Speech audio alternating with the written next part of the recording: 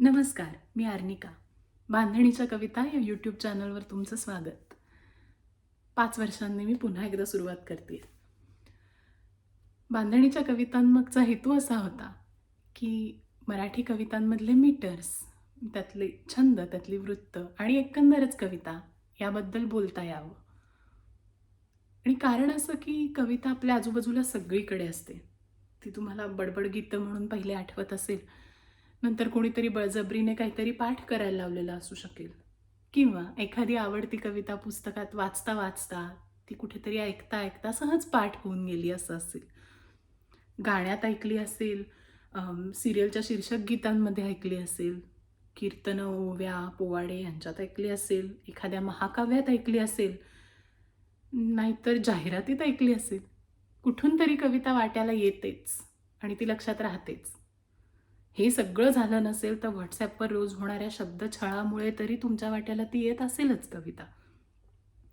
त्यामुळे सुंदर, फालतू, टिकाऊ, टाकाऊ, महान, लहान, भव्य, आशयघन, अर्थशून्य अशा सगळ्या प्रकारची कविता आपल्या आजूबाजूला असतेच असते. आपला विषय मराठी कवितांचा आहे, पण बहुतेक भाषांमध्ये हे होतं. आणि ते होतं का? तर मानवी मेंदू, आपला मेंदू ठराविक तालात, चालीत असलेल्या किंवा एका ठराविक नक्षीत असलेल्या गोष्टी जास्त सहज लक्षात ठेवतो. आपल्याला शाळेतले धडेच्या धडे आठवतील असं नाही. मी त्यातला शब्द जसाच्या तसा आठवेल असं नाही. पण कविता जशाच्या तशा आठवतात आपल्याला. ती आपल्या मेंदूची एक खोड आहे. आणि हे माणसाला लक्षात आल्यापासून ज्या गोष्टी समोरच्याने लक्षात ठेवाव्या असं वाटतं, त्या गोष्टी कवितांमध्ये बांधण्याचा त्याने चंग बांधलेला आहे. कित्येक हजार वर्ष गेली. आता कवितेत जी भाषा वापरली जाते, कवितेत भाषा वापरली जाते म्हणण्यापेक्षा आपण जी भाषा बोलतो त्या भाषेचा अंगभूत असा एक नाद असतो, तिचा ताल असतो, तिची एक आपोआप नक्षी तयार होते बोलता बोलता. आणि तीच नक्षी थोडीशी कोरून, तिला थोडा आणखीन आकार देऊन, तिला थोडी शिस्त देऊन आपल्यासमोर येतात कवितेतले छंद, वृत्त, मीटर्स. कवितेत उत्स्फूर्तता आहे, कवीची प्रतिभा अमर्याद आहे, पण त्यात एक कलात्मक गणितही आहे. कवितेत भाषेत सहज आलेला गोडवा आहे. कवीने सहज बोलून गेलेली एखादी गोष्ट आहे, पण तरी त्याला एका प्रकारची शिस्त आहे भाषेची, व्याकरणाची. त्याच्यात खळाळता विचार आहेच, पण त्याला कुठेतरी वाहत्या नदीला असलेला जो बांध असतो त्यासारखा बांधही आहे. तर माझं म्हणणं असं की भाषेचा आनंद घ्यायला हे सगळं समजून घेतलंच पाहिजे असं काही नाही आहे. कवितेचा निखळ आनंद घ्यायला हे सगळं कळलंच पाहिजे असं काही नाही आहे. पण जर आपल्याला त्यातलं थोडंसं गणित कळलं तर त्यातली कला अजून कळेल, तिचं अजून कौतुक करता येईल. जर आपल्याला त्यातलं व्याकरण कळलं तर भाषेचा डौल आणखीन कळेल. आणि विचार ज्याचा त्याचा आहेच, पण त्यातलं एक थोडंसं तंत्र कळलं तर त्यात लिहिताही येऊ शकेल. ह्याच सगळ्या बांधणीच्या कवितांमागचा हेतू होता. अलेक्झांडर पोप नावाचा एक इंग्लिश कवी होता 18व्या शतकातला. तर त्याने एक ॲन एसे ऑन क्रिटिसिझम नावाची कविता लिहिली आहे. खूप सुंदर लांबलचक काव्य आहे बरं का ते. तर त्यातल्या 2 ओळी मला फार आवडतात की true writing comes from art not from chance, as those move easiest who have learned to dance. बांधणीच्या कविता, ही वृत्त, हा सगळा भाषेचा, कवितेचा डान्स आहे असं आपण धरू. त्याबद्दल थोडी माहिती करून घेतली, तो शिकलो, तर कवितेत, भाषेत चालणं सोपं होईल आपल्याला. 5 वर्षांपूर्वी मी जेव्हा चॅनल चालू केलं तेव्हा हे सगळे छंद, हे मीटर्स मराठी कवितेत कशाचे घडले आहेत, कशाने तयार झाले आहेत, ते बिल्डिंग ब्लॉक्स काय, यावरही पहिला भाग प्रकाशित केलेला होता. त्यानंतर काही ओळखीची वृत्त, ओळखीच्या कविता यांवर काही भाग केले आणि यती नावाचा एक एपिसोडसुद्धा केला, ज्यात आपण बोलताना कुठे थांबतो, कविता वाचताना कुठे विसावतो, ते का विसावतो, अ, त्याने काय फरक पडतो, यावरही एक भाग केलेला होता.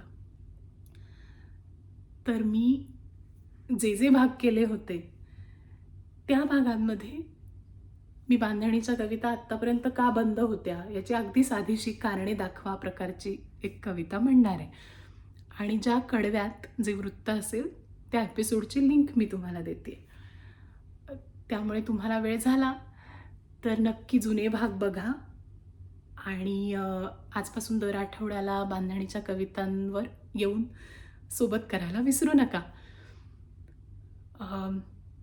एकत्र कविता म्हणूया, एकत्र त्याबद्दल बोलूया. तुमचे काही प्रश्न असतील तर मला कॉमेंट्समध्ये कळवा. तुमचे काही जुने आवडते भाग असतील तर तेही सांगा.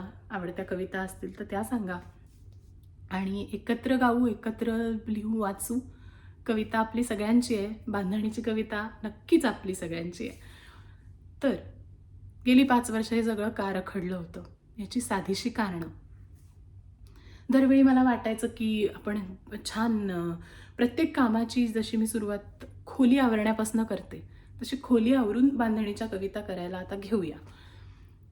पण मग या ना त्या कारणाने ते मागे पडत जायचं. मग कधीतरी दिवाच प्रखर नाही आहे, पुरेसा उजेडच पुरेसा नाही आहे, आत्ता आपल्याला काही एवढं येतंय तरी का, उगाच सतत कशाला दिसत राहायचं, जाऊ दे, असं करून ते या ना त्या मार्गाने लांबत गेलं. पण काही दिवसांपूर्वी असं झालं की आमच्या ऑफिसमधल्या काही सहकाऱ्यांना अचानकपणे काढून टाकलं.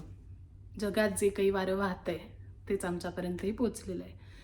आणि त्यांना निरोप देताना, त्यांच्याशी बोलताना तिथला एक माणूस मला म्हणाला की अगं, इथे जितकं मी मनापासून काम केलं ना, झोकून देऊन काम केलं ना, त्याबद्दल मला अजिबात पश्चात्ताप होत नाही आहे. ते करायलाच हवं होतं आणि त्याने मी खूप घडलो.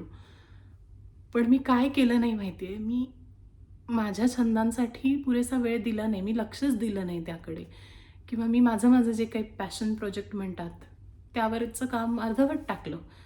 आणि ज्या कंपनीच्या नावासाठी 17 वर्ष मी काम करतोय, तर रातोरात आता त्यांच्या काय म्हणतात त्याला, त्यांच्या यादीत माझं नावच नाही आहे. तर मी जरा माझ्या गोष्टींकडे जास्त लक्ष द्यायला हवं होतं. आणि होतं काय की ती नदी एकदा आटली ना वाहती, की ती आटूनच जाते बहुतेक. काहीतरी करायला हवं. आता रोज दिसणारी व्यक्ती अचानक उद्यापासून रोज भेटणार नाही आहे म्हणून असेल, किंवा एकंदरच वेळ आली होती आणि त्याच्या बोलण्याचं निमित्त झालं म्हणून असेल. ही गोष्ट माझ्या खूप लक्षात राहिली आणि मी ठरवलं की जी काही आपली आत्ता तयारी असेल त्या तयारीनिशी बांधणीच्या कवितांना पुन्हा एकदा सुरुवात करायची. उद्या चांगला आवरुनी पसारा, करावी तयारी पुन्हा बांधणीची. जरा देऊ विश्रांतीलाही उतारा, नव्याने करू नांदी त्या वाहिनीची. चला शोधूया वृत्त ओळीनी नक्षी, पुन्हा मांडूया अक्षरांचे गणित. कुणाला कुणाला पुकारून काव्ये, करू साजरी गोष्टी गाणी म्हणत. तरी वाटे आणखी छान व्हावा, बांधणीच्या कवितांवरील ठेवा. आज नाही तर उद्या वेळ काढू, ताट चांदीचे मराठीत वाढू. कसून बसले मनी ठरविले मी बोलायचे, विचित्र तरी वाटले कवडसे दिवे मागचे.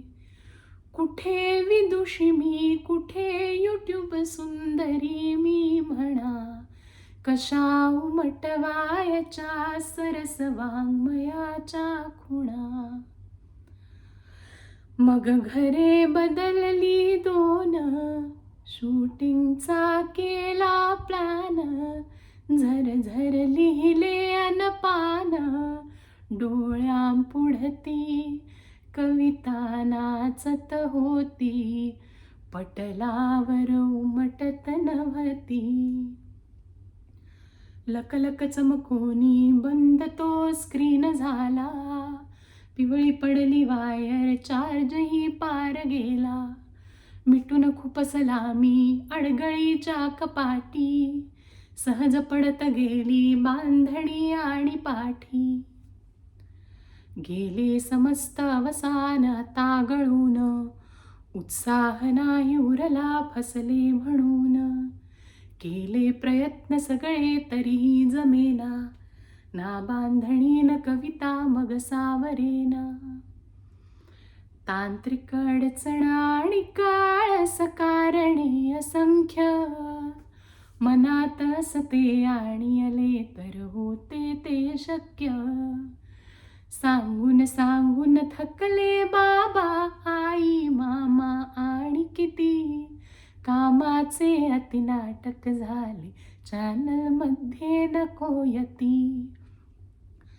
चुका कर तुझे करत राहती काही त्यांच्या, होतात चुका कोऱ्या भिंती साधे कपडे, सदोष व्हिडिओ असो भिऊ नका.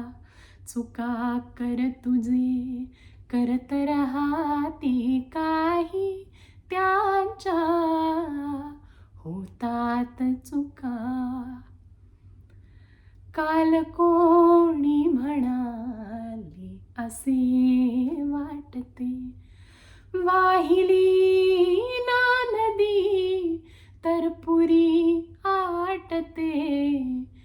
कावळा बैसला मोडली झावळी, बांधणीची पुन्हा साखळी गावली. बांधणीची पुन्हा साखळी गावली. भेटूया.